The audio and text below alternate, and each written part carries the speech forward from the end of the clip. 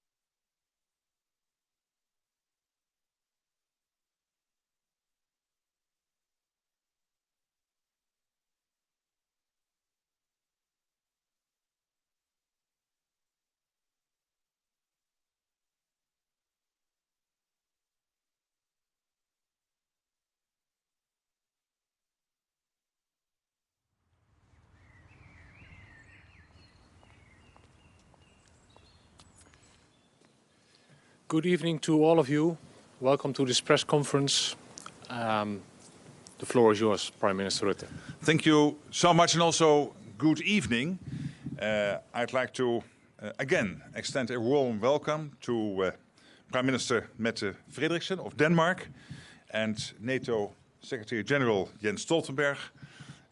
Mette and I, we are the co-hosts of this evening, and we are so happy that also our colleagues are here from Belgium, from Portugal, from Poland and Latvia.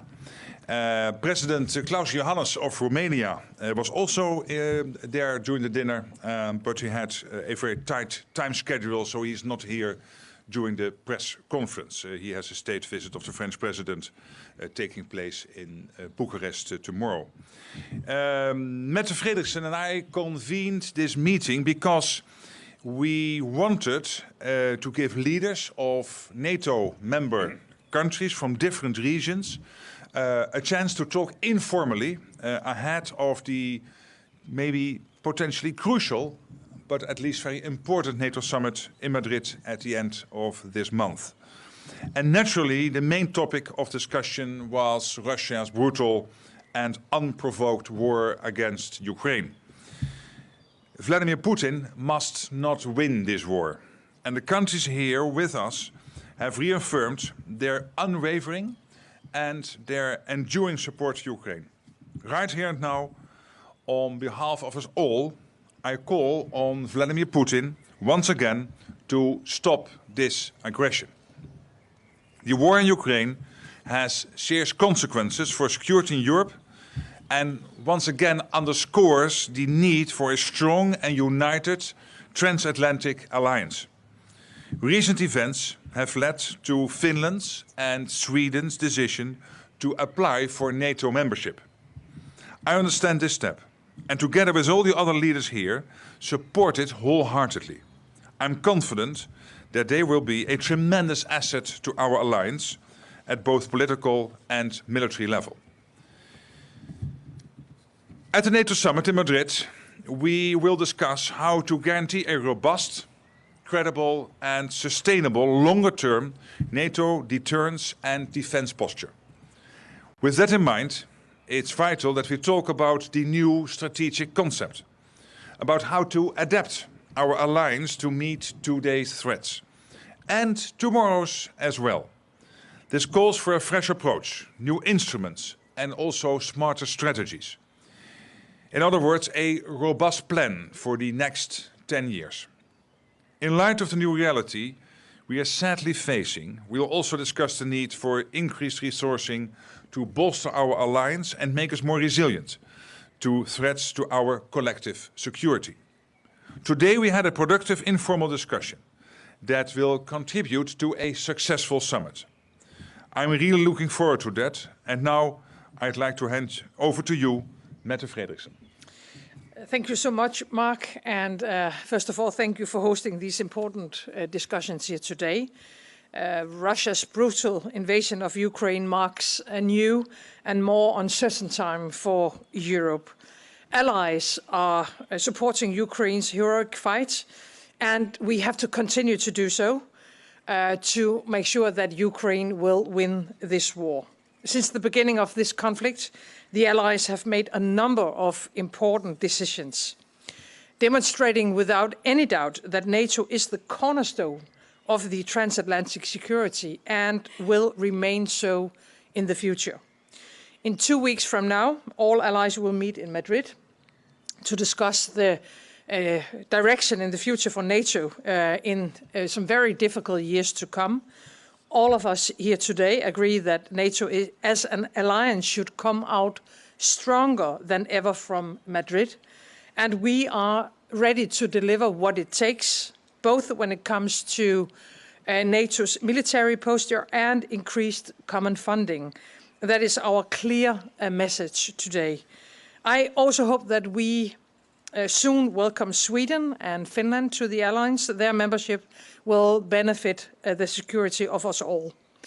The bonds between Europe and US and Canada are strong, and we will face all future challenges to our security together. So once again, Mark, thank you for hosting this this meeting and to enable us to show our unity as allies also here tonight. Thank you, Mette, and I would like to give the floor to Jens Stoltenberg. Dear Jens, please. Thank you so much, Prime Minister Rutte, dear Mark, Prime Minister Fredriksen, dear Mette. Thank you so much for co-hosting this dinner and this very important conversation among 7 NATO allied leaders. This is important because in 2 weeks we will meet in Madrid for an historic and transformative summit of all NATO leaders and take decisions to keep NATO strong in a more dangerous world. Tonight we had an excellent discussion on our preparations, including on the need to continue our strong support for Ukraine, both in the short term but also over the longer term. And I look forward to welcoming President Zelensky to address NATO leaders at our summit in Madrid. In response to Russia's invasion, we have reinforced our ability to protect and defend every inch of NATO allied territory. In Madrid, we will take the next steps and agree a major strengthening of our posture. Tonight we discussed the need for more robust and combat-ready forward presence, even higher readiness, and more pre-positioned equipment and supplies. We also addressed the need to invest more in our defence and to invest more together to strengthen NATO's common funding. In Madrid, we will agree NATO's next strategic concept. It will assess our changed security environment and reaffirm our fundamental values and tasks, and it will be a blueprint for the alliance's future. Finally, we also discussed Finland and Sweden's historic applications for joining NATO. Their membership will make them safer and our alliance stronger.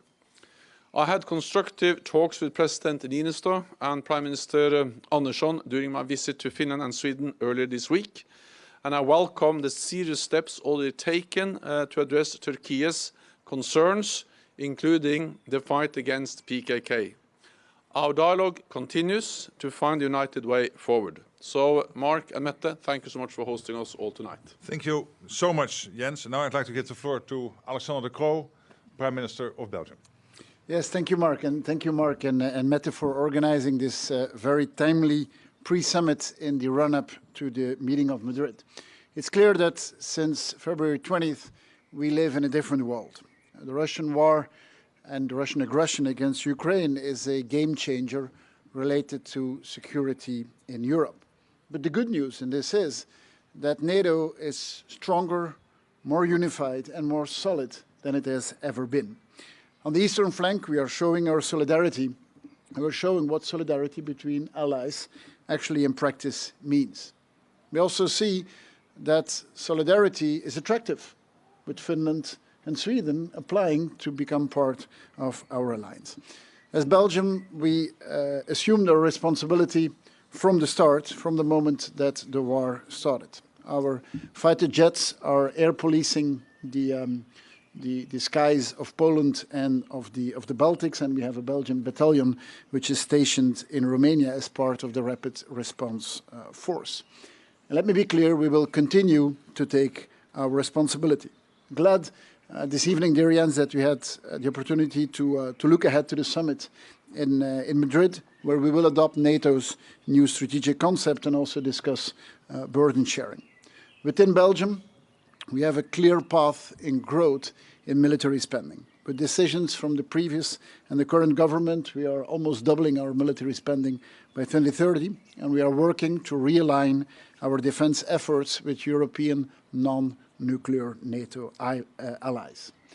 Now, the discussion is not only an input discussion. It's not only about how much we spend. The question is also on how you spend it. First of all, this is a moment to tackle the fragmentation of our defense efforts, especially between European countries. And Mark, I think we have an example to give on how we integrate and how we integrate between Belgium and Dutch defenses. Second element is we need to work to have a stronger European defense industry, able to compete with global players. Increasing our budget means that it should benefit our industry. Made in Europe should also be a quality label in defense. And third, last element is more societal return. More investment in the military fits in a broader security agenda. This is about strengthening cybersecurity. It's about providing better protection to our businesses, and also an interesting education track for our young people. So I would like to thank you for a very productive and open discussion tonight. We are only at the beginning of a new era where the importance of NATO and European defense will continue to grow. We're looking forward to Madrid, to the discussions there under the firm and focused leadership of our Secretary General. Thank you, Alexander. I'd like to give the floor to Antonio Costa, Prime Minister of the Republic of Portugal. Good evening. Thank you, Mark and Mette, for this opportunity to have this meeting. We come from all Europe, Nordic, Southern Atlantic and Eastern countries to convey a clear message of unity. We are committed to build a stronger transatlantic alliance. We stand in full solidarity with Ukraine, and we call on Russia to stop immediately this war of aggression and respect the independence, sovereignty, and the territorial integrity of Ukraine. More than ever, we need to strengthen the Euro-Atlantic defense. We warmly welcome the applications of Finland and Sweden to join NATO. We will work on a closer cooperation between NATO and European Union. And finally, we look for the next Madrid summit as the milestone to reinforce NATO's capabilities and resources. Thank you, Antonio. I'll give now the floor to the Prime Minister of Poland, Mateusz, please. Thank you, Mark, and thank you, Mette, for gathering us all here in this beautiful place to discuss most important topic of nowadays. And this is, of course, the war in Ukraine. And first of all, I think it's so important that we have reinforced our unity and our transatlantic approach. I am a strong believer in transatlantic ties, and it is so obvious to all of us that given such jeopardies and aggression and barbarian attacks as the Russian attack on Ukraine, NATO can be the only blocker, the only showstopper for any further attacks on eastern flank of NATO, eastern flank of the European Union. So the reinforcing of our unity and transatlantic dimension is extremely important. But we have also asked critical questions. Are we sufficiently strong in defending our European values?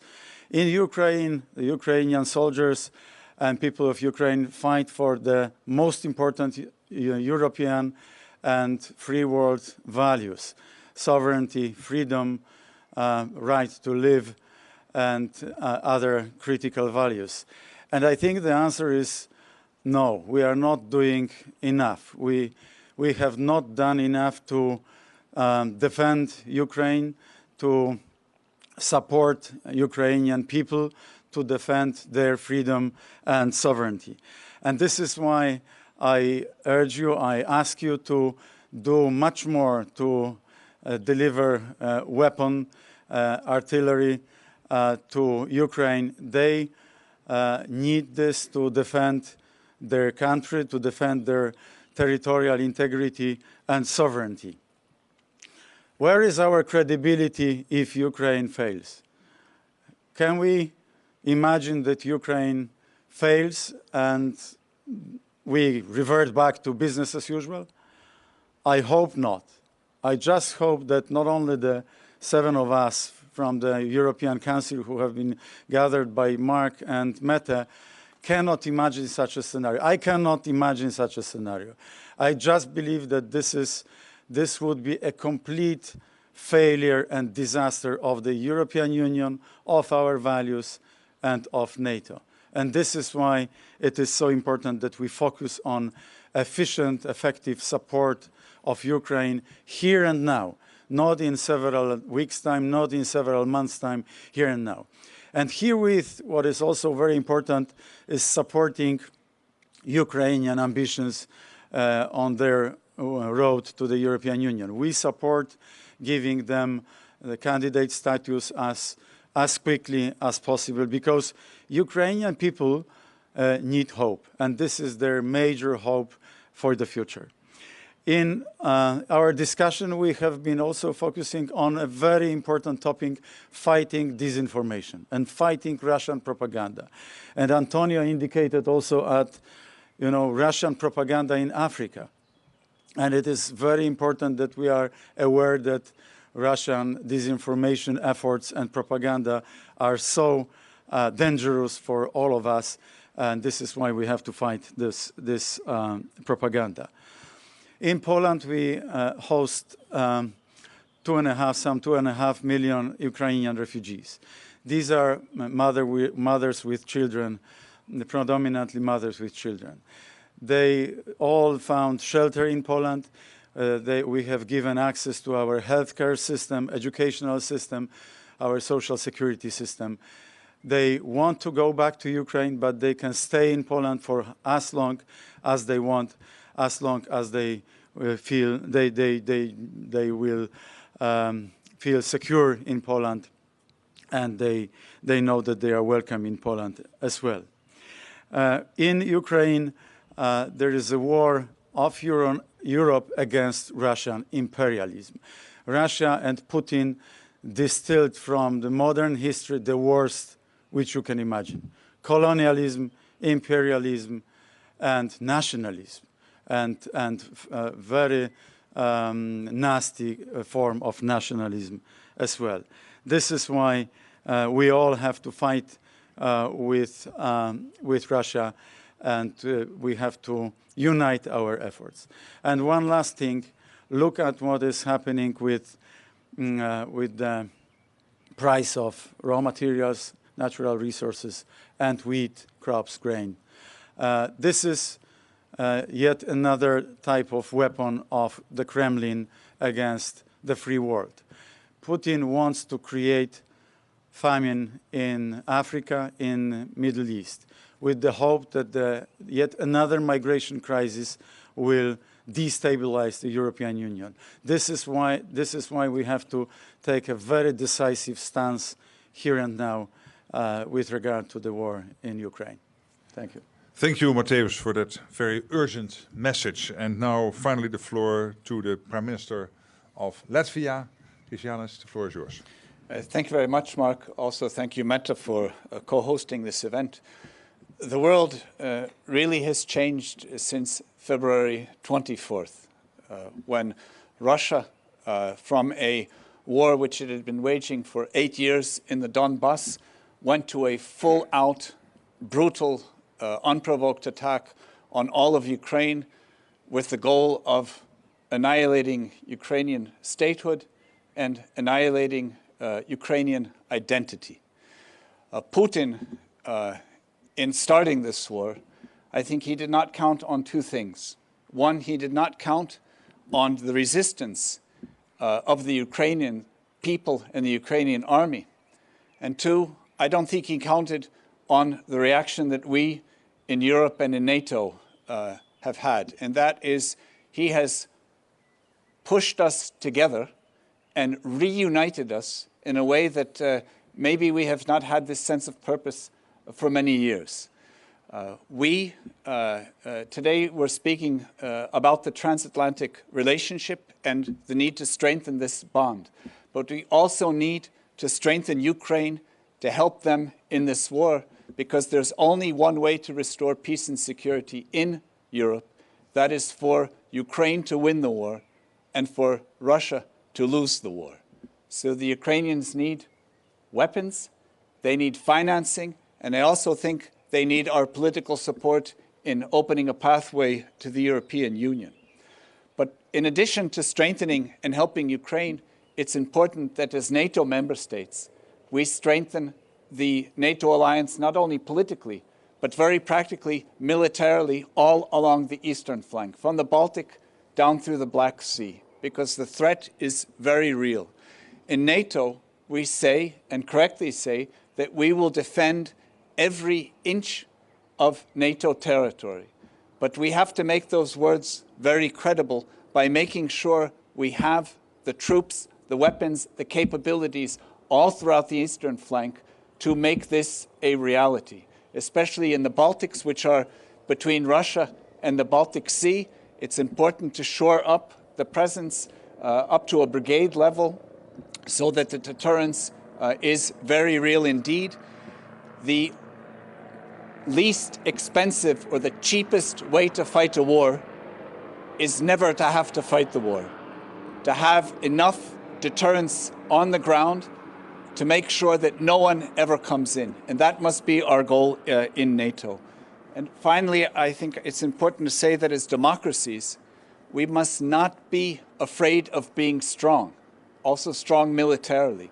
And we see as the world is changing, it even becomes a necessity. In order to defend our way of life, we must be strong. So thank you once again, Mark and Mette, and Jens, looking forward to the summit in a few weeks. Thank you, Krišjānis, and Sierk, you will lead from now on the Thank process here.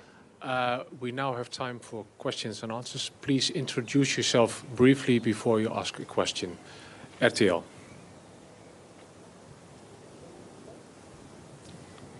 The microphone is coming. Fons Lambie, RTL News. Prime Minister Rutte, Turkey has said it's willing to delay the Swedish and Finnish membership for more than a year. Is this acceptable? And what is your united message here from The Hague to the government in Ankara? Well, first of all of us, we very much welcome the ambitions of both Finland and Sweden to join NATO. As Jens Stoltenberg just said, it is not only strengthening them, it is strengthening the whole of the NATO alliance. Turkey has made it clear that they have particular worries which have to be addressed. I think some of their issues really have to do with terrorism and have to be taken seriously. Jens Stoltenberg was visiting yesterday both countries, or earlier this week visiting both countries, also addressing this issue. We will work very hard up to the NATO summit and also after the NATO summit to make sure that these concerns will be addressed. I am absolutely confident that ultimately we will be successful in having Finland and Sweden joining NATO and to overcome some of the issues Turkey has put to the table. Next question. Over there. Please introduce yourself. Cecilia Kellestrup from Danish Broadcasting. Would you please put some words to why your specific countries are meeting here today, and are you a group of countries that we could expect to see together in the future? I can start, then you can add. I think what is in our focus, all the countries represented here today, is that we are strongly believers in the transatlantic alliance. We are very strong supporters of NATO. We have agreed tonight that we need to make sure that NATO will become even stronger because of not only the situation in Ukraine, but the situation in Europe and the situation with Russia. And as Antonio said in the beginning of this press conference, what you see here today is east, west, north, south. And I think it is important to have an informal meeting before we meet in Madrid with different countries from a different perspective, but with some very, very strong values that we share in common. Next question, Reuters. Hi, we heard the Polish Prime Minister and the Polish and the Latvian leaders speak about that Ukraine needed more heavy weaponry, and the Ukrainian president today also said that they have enough ammunition, but they need more heavy weaponry. So I would like to ask Mr. Stoltenberg, Mr. Rutte, and Ms. Frederiksen if they share this standpoint and if they think Ukraine should have more heavy weapons as well. Yes, Ukraine should have more heavy weapons, and NATO allies and partners have provided heavy weapons now for actually a long time, but they're also stepping up. There will be a meeting tomorrow at the NATO headquarters in the contact group for support to Ukraine. This is a format that was established at the Ramstein base a couple of months ago, and it meets regularly to coordinate efforts by NATO allies and partners to provide different types of weapon, different types of military equipment, including heavy weapon to Ukraine, because they absolutely depend on that to be able to stand up against the brutal Russian invasion. Let me add that NATO allies have supported Ukraine for many years. Since 2014, NATO allies have trained and equipped tens of thousands of Ukrainian soldiers, officers, who are now actually on the front line fighting the brutal invasion of President Putin, and they make a huge difference. But we need to be prepared for a long haul. There is no way we can predict how and when this war will end, but we need to be prepared to continue for a long time to continue to provide support, and this will be addressed tomorrow in Brussels. And I completely agree with that answer. So do I. Next question, please. Yes, in the background.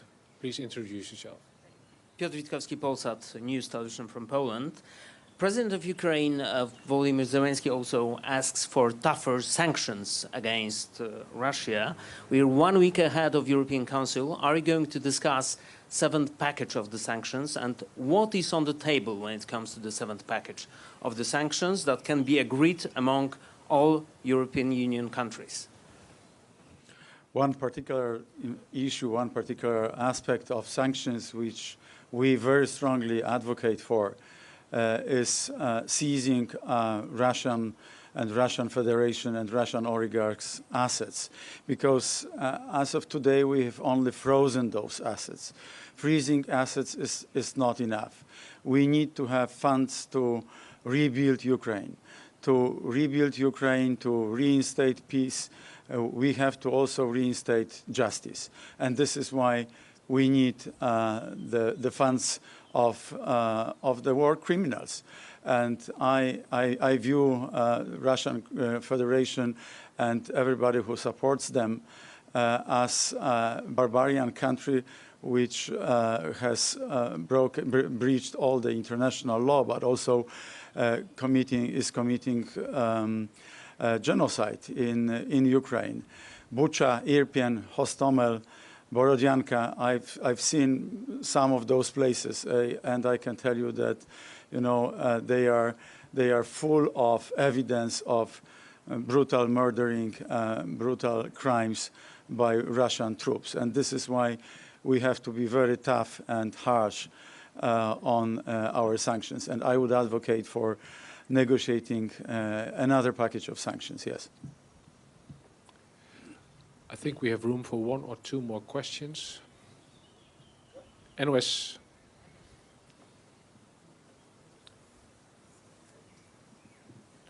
The microphone up front, please. Prime Minister Rutte, can you please explain what's the significance of this meeting of these countries in light of the membership of Sweden and Finland and the resistance of Turkey and weaponry for Ukraine? I think these are the countries who are more forward-leaning. I think we are all in NATO very much united, but these are countries who are very much counting on a transatlantic alliance, as Mette Frederiksen was already stating. We tried also to bring together, Mette and I, a group of countries from the north, the south, the east and the west.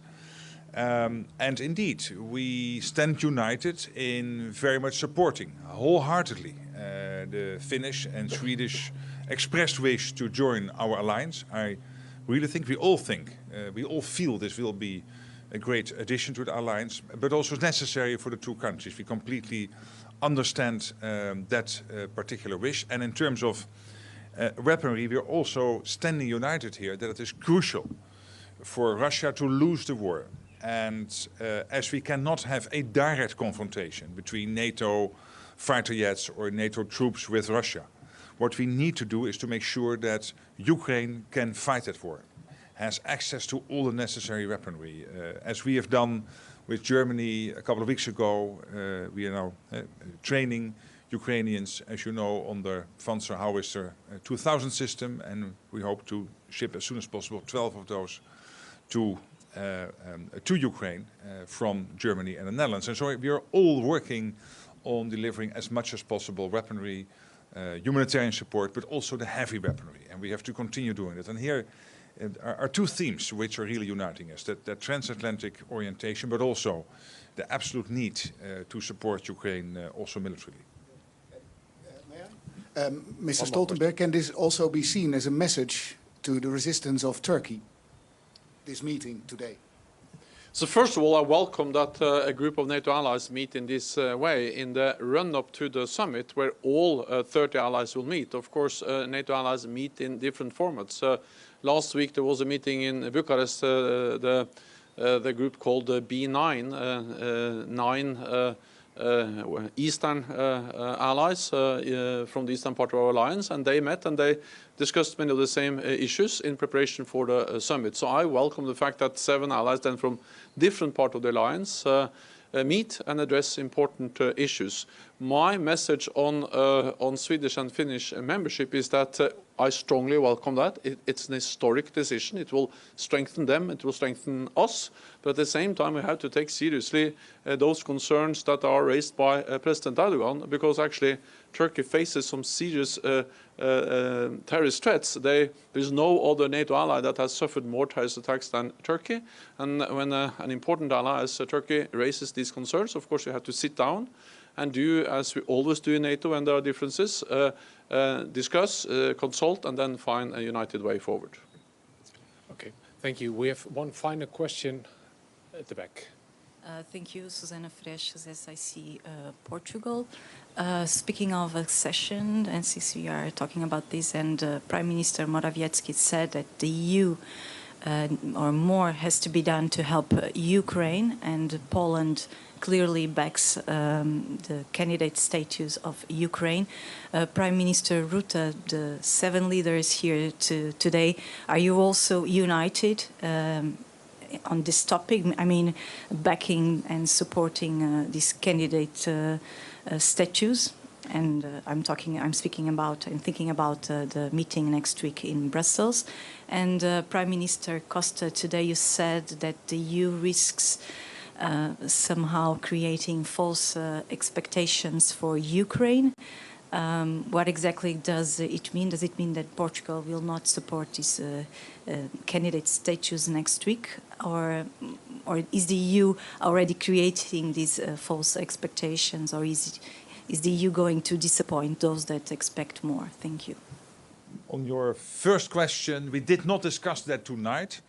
I think all of us, we want also to see what the Commission comes up with, probably by the end of the week, or otherwise this weekend or early next week. But I think the latest planning is at the end of this week, they will bring out the so-called avis and also the recommendation. And then, of course, all of us have to discuss in our teams how we relate to that recommendation. Well, during this meeting, we have been concentrated to deliver concrete answers on financial support, military support, humanitarian support. The most important is deliver concrete answers for what Ukrainian needs. Legal issues are very important, and we need to discuss these matters last week in Brussels. But also, the most important is to keep the unity at European Union level, at NATO level, because the best support that we can give to Ukraine is to be united like we are today. Okay, I thank you all for your attention and have a good night.